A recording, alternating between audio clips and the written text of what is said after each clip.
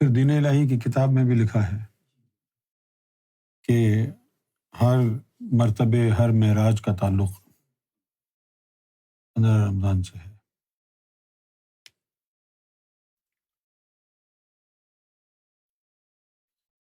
اسی روز اسی خوشی میں جشن شاہی منایا جاتا ہے۔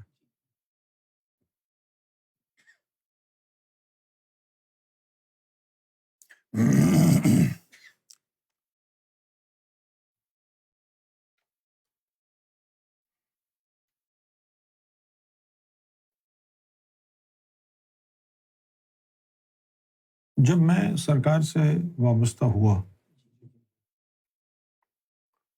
تو میں دین سے بالکل باغی ہو چکا تھا۔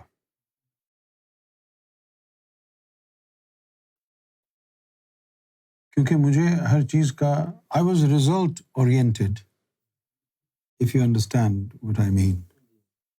مجھے یہ لگتا ہے if I do something, if I exert, make an effort, it should bring about a result، ہے نا؟ جس طرح کرکٹ کی بات ہے، میں سیدھی سیدھی بال کرتا تھا جب اسکول میں ہوتے تھے ہم، سیدھی سیدھی بال کرتا تھا، نہ ادھر گھوم رہی ہے نہ ادھر گھوم رہی ہے، سیدھی سیدھی۔ تو ہمارے اسکول والوں نے ہم کو کراچی میں ایک کوچنگ جو اسٹیڈیم تھا وہاں بھیجا۔ تو وہاں پاکستان کا سابقہ بالر جلال الدین وہ ہوا کرتا تھا۔ اس نے پھر مجھے ان سوئنگ اور آؤٹ سوئنگ سکھائی۔ بڑی کوشش کی نہیں ہوئی، اس نے کہا تھا keep doing it, perfection comes with practice. وہ پہلا بالر ہے جس نے ہیٹ ٹرک کی پاکستان کی ٹیم کی طرف سے، جلال الدین۔ چشمہ لگاتا تھا، چشمہ اتار دو تو نظر نہیں آتا تھا اسے۔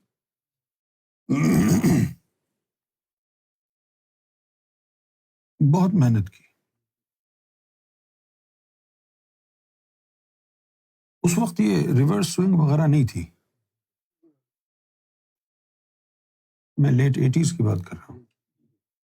اس وقت جو ہے وہ صرف سیم بالنگ تھی، سیم، وہ ریورس سوئنگ نہیں تھی۔ ایک جگہ شائنی دوسری جگہ کھورس، تو وہ ہلکا بھاری ہونے کی وجہ سے وہ ہوا میں موو ہوتی۔ اس کے اوپر بہت محنت کی تو رزلٹ آیا۔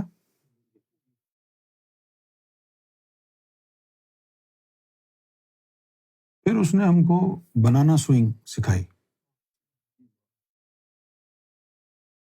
ظاہر شاہ کو پوچھو، ظاہر شاہ وہ تم نے بال دیکھی تھی جو میں نے لیگ سٹمپ پہ ڈالی تھی اور وائڈ جا رہی تھی؟ ہاں، اس نے چھوڑ دی، وہ یوں ہوا میں گھوم کے اندر آئی۔ ظاہر شاہ بولا یہ موکلات نے پکڑا ہے۔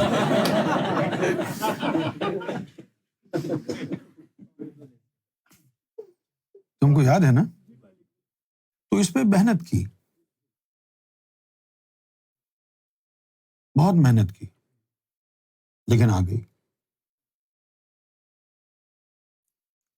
اسی طرح جو کامیاب بیٹسمین ہوتا ہے وہ ہوتا ہے جو گراؤنڈ کے چاروں طرف شاٹ کھیل سکے۔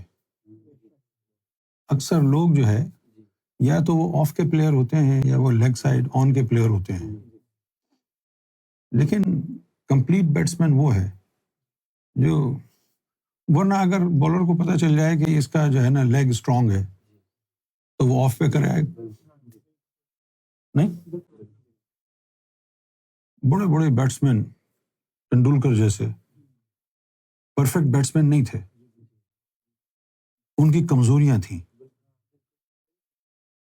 اگر ان سوئنگ کو صحیح کھیل سکتے تھے تو آؤٹ سوئنگ کے اوپر ان کو جو ہے نا پریشانی ہوتی تھی، اور ذرا ظاہر ہے پریشانی ہوگی۔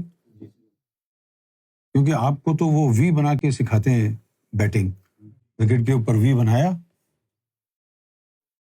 یعنی ٹرائنگل بنا کے، اور یہاں آئے تو یہاں پاؤں رکھ کے ادھر مارو، بس وہ 2-4. اسی لیے آج بھی دیکھیں آپ انٹرنیشنل کرکٹ میں، اب جیسے بابر اعظم ہے، وہ بابر اعظم کیوں کامیاب نہیں ہو رہا؟ کیونکہ وہ پیس کو کھیلنے کی عادت ہے، اس کو اوپن کرنے کی عادت ہے. ایک ہوتا ہے بیٹسمین جو صرف پیس کو کھیلتا ہے، ایک ہوتا ہے جو یعنی اسپن بالنگ کو بھی کھیل لیتا ہے. صحیح ہے. اب بیٹسمین جس نے اوپن کرنی ہے، کیونکہ شروع میں مزاج یہ رہا تھا کرکٹ کا کہ شروع کے اوورز جو ہے نا وہ پیسرز ہی کراتے تھے، لہٰذا اوپننگ بیٹسمین کے لیے ٹریننگ یہ تھی کہ وہ پیس کے اوپر پریکٹس کرے. تو ساری اس کی پریکٹس پیس کی ہے. It's not a bad batsman. اس کا نمبر چینج کر دیا. آپ لوگوں کو شاید سمجھ میں نہیں آئے گا، یہ کرکٹنگ سینس ہے کہ کون سے نمبر پر. اب آپ سمجھتے ہیں کہ بھائی کسی بھی نمبر پہ کھیلو، بیٹسمین اچھا ہوگا تو ہر جگہ کھیلے گا. ایسا نہیں ہوتا ہے، وہ نمبر ڈپینڈ کرتا ہے. پاکستان میں تو اکثر اوپنر پہلے اوور میں ایک آؤٹ ہو جاتا ہے، تو جو 1 ڈاؤن ہوتا ہے وہ as good as an opener.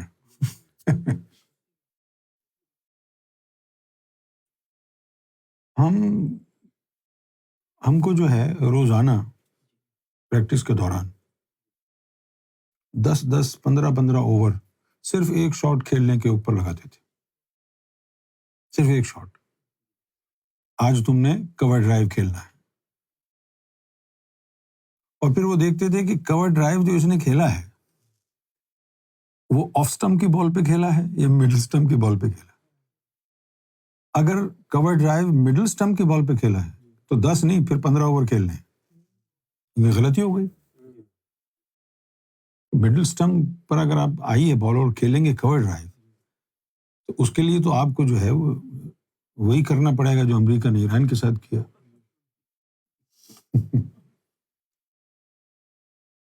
اس لیے میں جو تھا ریزلٹ اورینٹڈ تھا کہ اگر میں کچھ کر رہا ہوں تو اس کا نتیجہ ہونا چاہیے، نکلنا چاہیے. اب میں نماز پڑھتا تھا، کوئی فائدہ نہیں ہوا اس کا. روزے رکھے میں نے، یعنی آپ یقین فرمائیے یہ بات جو ہے زبان سے ادا کرنے میں تو بڑی آسان ہے. میں نے ایک مہینے کا روزہ رکھا ہے، ایک مہینے کا 30 days 31 days. یعنی جیسے آج سحری کی ہے تو 31-30 دن بعد افطار کریں گے، ایسے بھی روزے رکھے.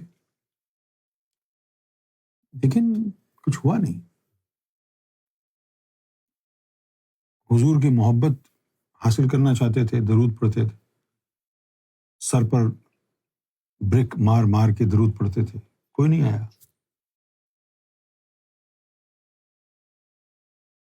بڑے جتن کیے، پڑھائی بھی چلتی رہی. میں نے مائکرو بایولوجی میں ماسٹرز کیا. مائکرو بایولوجی آسان چیز نہیں ہے. Physical chemistry is all about different chemical equations in your blood, in your body, in your stomach. اس میں ماسٹرز کرنا کوئی آسان بات نہیں ہے، لگا رہتا تھا. جیسے اب آپ اچانک خارش ہو گئی، کیوں ہوئی ہے یہ؟ اچانک یوں خارش ہو گئی، یوں خارش ہو گئی. وہ خارش اوپر نہیں ہے، وہ اندر بلڈ میں کوئی کیمیکل زیادہ ہو گیا ہے بلڈ میں اس مقام پر. جو اسٹمک میں جانا تھا وہ بلڈ میں مکس ہو گیا ہے، اس لیے وہ خارش ہو رہی ہے. اب جس طرح لوگوں کو سورائسس ہو جاتا ہے، یہ کیوں ہوتا ہے؟ یہ کیمیکلز بلڈ میں چلے جاتے ہیں. بہت سے لوگ کریمز استعمال کرتے ہیں اسٹیرائڈس کی، اس کی وجہ سے وہ اندر جذب ہو جاتی ہیں. یہاں لگایا آپ تو پتہ ہی نہیں، آپ نے پتہ نہیں کیا پڑھا ہے. یہاں لگانے سے اسکن سے وہ پینیٹریٹ کر کے اندر بلڈ اسٹریم میں تو جائے گی نا.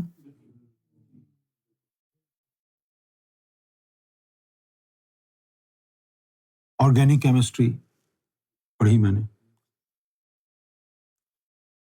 پھر جب میں سرکار کے لیکچر سنتا تھا تو وہ مجھے سب سمجھ میں آنے لگا کہ بجلی آپس میں ٹکراتی ہے، بادل آپس میں ٹکراتے ہیں، پانی آپس میں ٹکراتا ہے، لفظ اللہ آپس میں ٹکراتا ہے تو نور بنتا ہے. وہ نور جو ہے دل میں، پھر وہ خون میں مکس ہو جاتا ہے. اب جیسے دھڑکن ہے، دھڑکن کا تعلق دل کا، اوپر ایک نالی ہوتی ہے اس کو کہتے ہیں پلمونری والو، وہ ہماری بیٹس کو کریٹ کرتا ہے. تو معلوم یہ ہوا کہ دل کی جو نالی ہے اوپر، جس سے اندر انٹرنس ہے دل کے اندر کی، اس کے اوپر وہ جو پائپ ہے وہ دھڑکن کو کریٹ کرتا ہے. تو جب ہم اللہ اللہ ملاتے ہیں تو پھر اللہ اللہ کا جو نور ہے اور اس کی وائبریشن ہے وہ پلمونری والو کے اوپر جو ہے نا اپنا اثر دکھاتی ہے. وہ اللہ کے نام کے حصار میں آ جاتا ہے، پھر ہارٹ اٹیک نہیں ہو سکتا. کیوں نہیں ہو سکتا؟ بلاکیج ہو بھی جائے، وہ پلمونری والو جو ہے اس کو اللہ اللہ جو ہے نا چلا رہی ہے.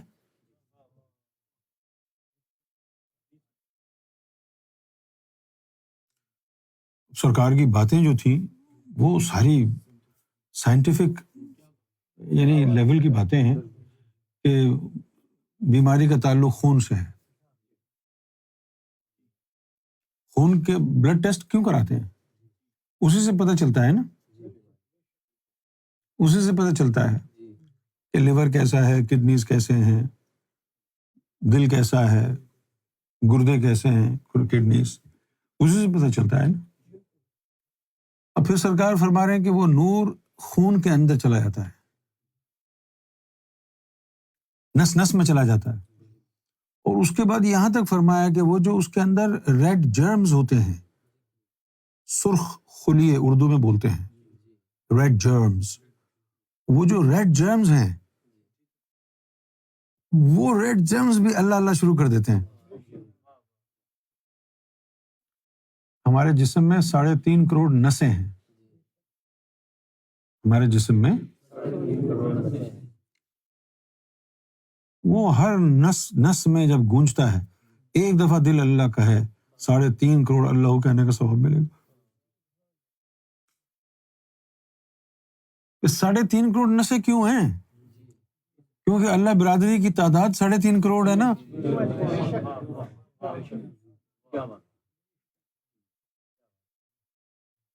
3.5 کروڑ ہے نا، 35 ملین ہمارے اندر نسیں. پھر سرکار فرماتے ہیں کہ اگر اس سے گرمی لگے اللہ سے تو درود شریف پڑھے، وہ جمالی نور ہے، وہ اس کو جو ہے نیوٹرلائز کر دے گا، معتدل. یہی ہم نے پڑھا سائنس میں کہ اگر تیزابیت زیادہ ہو جائے تو پانی پیو، اس کو ڈائلیوٹ کر دے گا. لوگ یہ لاؤ وہ لاؤ، ایسا کرو ویسا کرو، پانی پی لو. لیکن ایک چیز ہم نے پڑھی، ٹھنڈا پانی پینا جو ہے ایسا ہی ہے جیسے آپ زہر پی رہے ہیں، کیونکہ ٹھنڈا پانی اندر جا کے اگر خون میں مکس ہوگا، جو بھی اس میں فیٹس ہوگی وہ جم جائے گی. اس لیے چائنیز قوم جو ہے وہ گرم پانی پیتی ہے. آپ بھی اگر گرم پانی، ہم کو تو ٹھنڈے پانی کی عادت ہو گئی ہے نا، اس لیے جیسے ہی پانی پیا نسوں کے اندر درد، مسلز کے اندر درد شروع ہو گیا. سرکار کی باتیں سنتا گیا اور دماغ گھومتا گیا. I was completely sold کہ یہ حق ہے.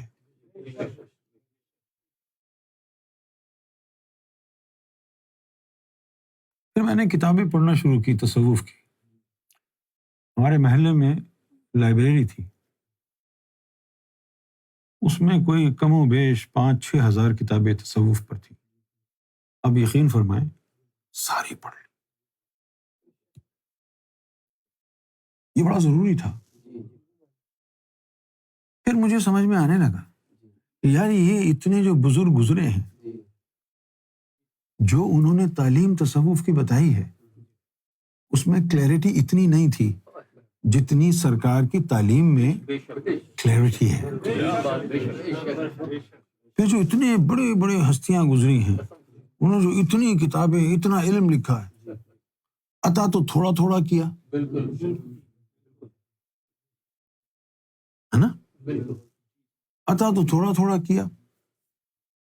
تو وہاں سے جو ہے نا ایک عجیب و غریب ایک یعنی دل و دماغ میں ایک انقلاب بپا ہوا، اور دل یہ ماننے کو تیار نہیں ہوتا تھا کہ سرکار گوھر شاہی سلطان الفقراء ہیں یا سرکار گوھر شاہی ولی اللہ ہیں. اندازہ یہ ہو رہا تھا مجھے کہ ولی اللہ سے ولی کو ہٹا دو.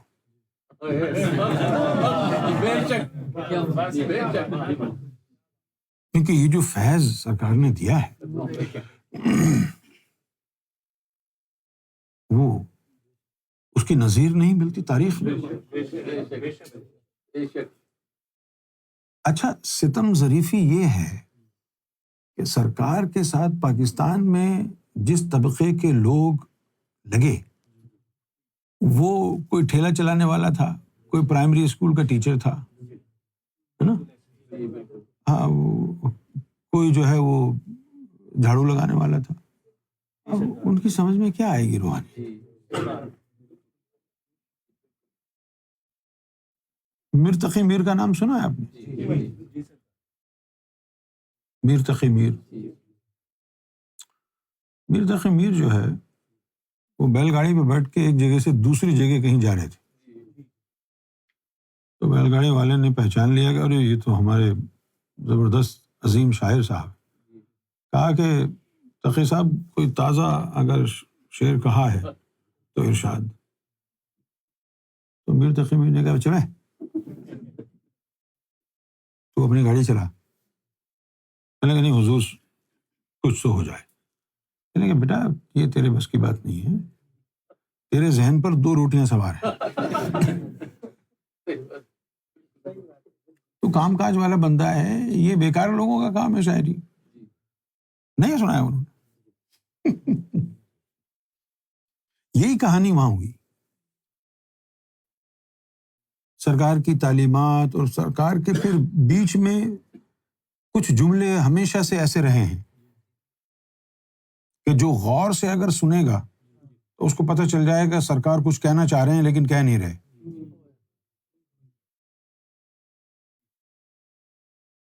ہے نا.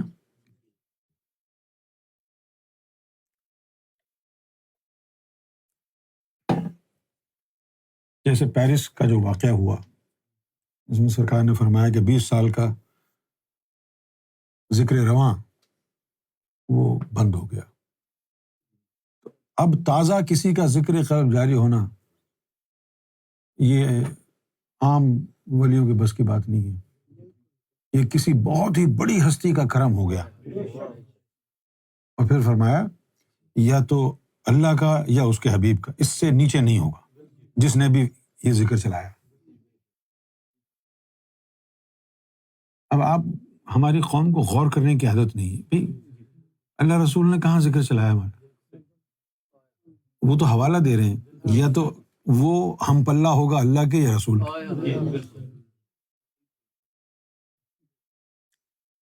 تو سرکار کی یہ باتیں سن کے غور کرتا. اچھا، میرا مسئلہ یہ تھا کہ میری جو میموری تھی وہ فوٹوگرافک میموری تھی. مجھے لکھنے کی ضرورت نہیں ہے. جب سرکار نے کچھ بھی کہا ہے وہ مجھے آج تک یاد ہے. کبھی نہیں لکھا میں نے، کبھی نہیں لکھا، یاد رہا.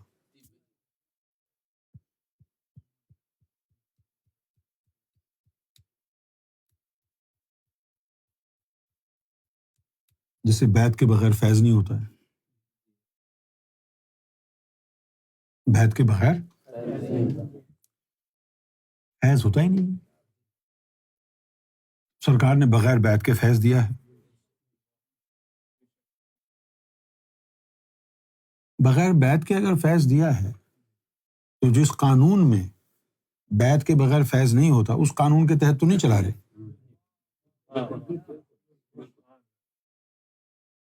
وہ قانون کیا ہے؟ وہ قانون دین اسلام کا تصوف ہے، اس کے مطابق نہیں چلایا ہے نا. کوئی بزرگ ایسا گزرا ہے جس نے بغیر بیعت کے فیض دیا ہو؟ نہیں.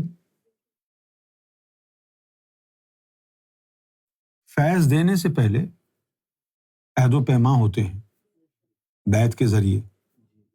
بیعت کا مطلب کیا ہے؟ بک جانا، کہ اس نے آپ کو خرید لیا. اب اس نے آپ کو خریدا تو آپ اس کی ملکیت ہو گئے.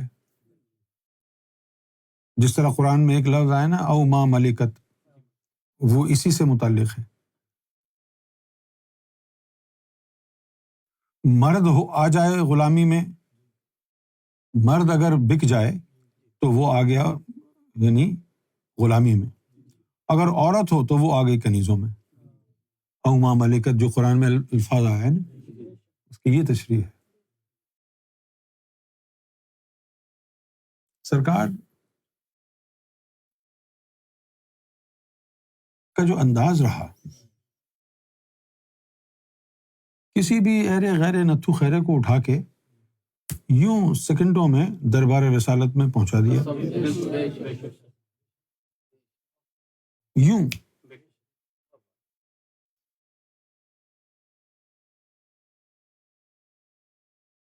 لیکن ایک دن تو انتہا ہو گئی.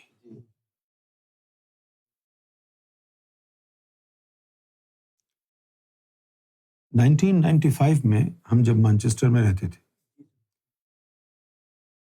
تو 16 جون کو میری برتھ ڈے تھی، اور دستک ہوئی دروازے پر. میں دروازے پہ گیا تو سامنے میں نے دیکھا حضور صلی اللہ علیہ وسلم تشریف فرمائے. خواب میں نہیں،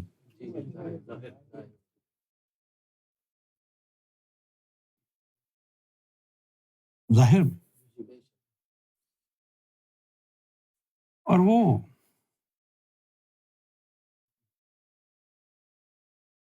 اور 12 ہستیاں ان کے ساتھ تھیں.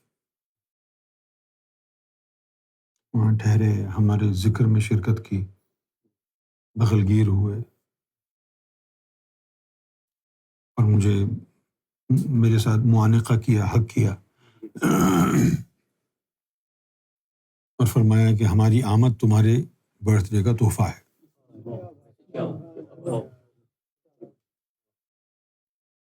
کیونکہ یہ سب کچھ اتنا ظاہر میں ریئل تھا کہ مجھے جو ہے وہ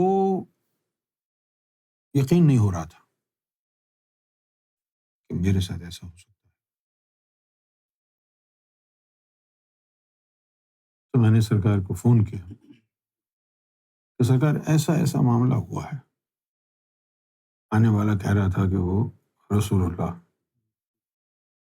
سرکار نے فرمایا تمہیں کوئی شک ہے؟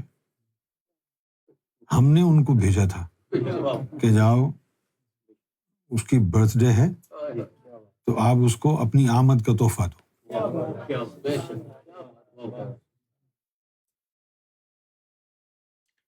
اب دیکھیے یہ کون سی ذات ہے، کون سی ہستی ہے کہ جس نے جسم سمیت نبی مکرم صلی اللہ علیہ وسلم کو بھجوایا. لوگ کہتے ہیں 1450 سال پیدا ہوتے حضور کی صحبت میں بیٹھتے، مصافحہ کرتے، معانقہ کرتے. ہم نے 1450 سال گزرنے کے باوجود بھی جسم کو چھوا، ہاتھوں کو چھوا، ان کے لبوں کو چھوا، داڑھی کو چھوا، آنکھوں کو چھوا، کانوں کو چھوا. انہوں نے فرمایا تھا کہ تمہارا برتھ ڈے ہے، تمہارا جو ہے یہ سالگرہ ہے، تو جو تم کہو گے ہمیں منظور ہوگا۔ تو میں نے کہا کہ میں آپ کو جگہ جگہ بوسے کرنا چاہتا ہوں، خوب دبا کے۔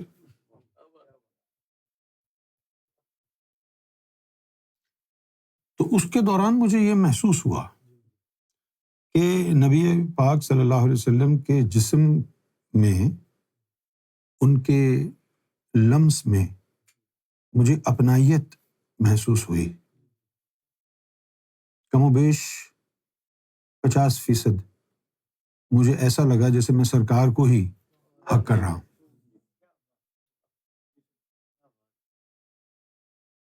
وہ عرض الوا کی وجہ سے۔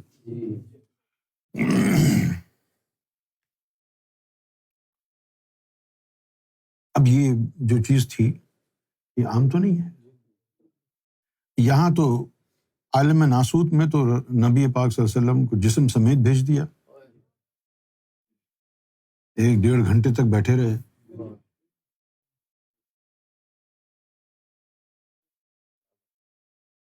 لیکن جب آپ صلی اللہ علیہ وسلم تشریف فرما تھے تو یہ جو ذکر ہے نا صلی اللہ علیہ یا محمد، یہ کم و بیش 1 گھنٹہ 1.25 گھنٹہ یہ چلا، اور اتنا وجد طاری تھا، اتنا وجد طاری تھا کہ کانوں سے، ناک سے، منہ سے، ہر جگہ سے خون نکل رہا تھا، ہر جگہ سے خون۔ اور پھر سرکار لے گئے مقام محمدی میں، وہاں ملاقات ہوئی نبی پاک صلی اللہ علیہ وسلم کی روح انور سے۔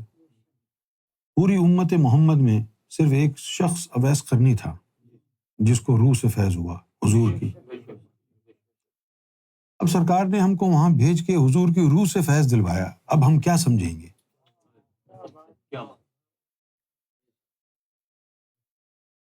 مولا علی سے فیض ہوا، لعنت اللہ علی الکاذبین۔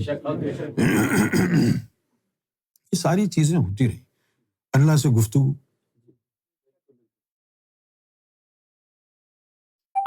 ایک تو گفتگو ہوتی ہے نا باقاعدہ، کوئی مراقبہ کرے اور یہ کرے وہ کرے، تو 35 منٹ گفتگو ایک دفعہ کی، اس کے بعد تو پنجابی میں کہتے ہیں جھاکا کھل گیا، میرا نہیں اللہ کا۔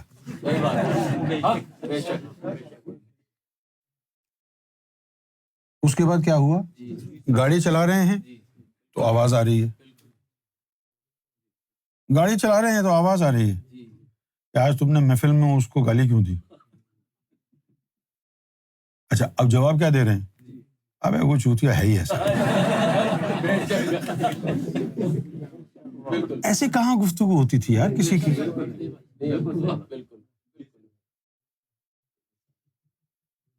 تو یہ جو امام مہدی وغیرہ کی کہانی تھی نا، یہ تو تیل ہو گئی۔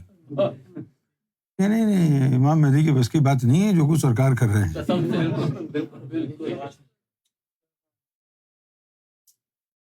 واللہ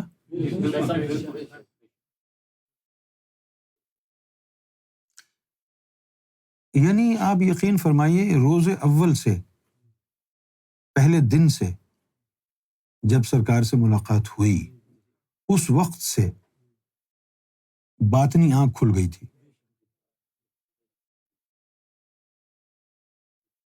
آپ کو کچھ بولنے کی ضرورت نہیں ہے، کچھ بولنے کی ضرورت نہیں ہے، جو کچھ اندر چل رہا ہے وہ سب آوازیں آتی ہیں، کچھ بولنے کی ضرورت نہیں ہے، چپ کر کے آگے بیٹھ جاؤ بس۔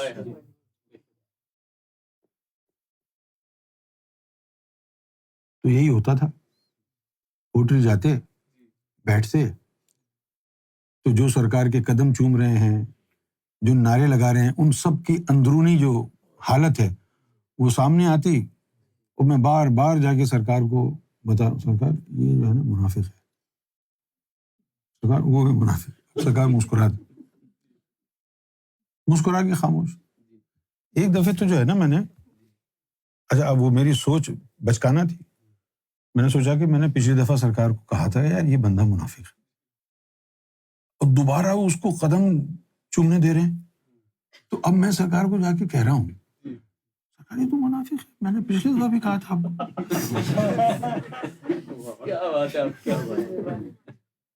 یہ تو منافق ہے. تو سرکار نے بہت سنجیدہ مزاج ہو کر فرمایا کہ ہاں ہم کو پتا ہے, مسئلہ صرف ظرف کا ہے, تیرے اندر ظرف نہیں ہے. جب تیرے اندر ظرف آ جائے گا نا تجھے سب کی حقیقت پتہ ہوگی, لیکن تو چپ رہے گا, خاموش رہے گا.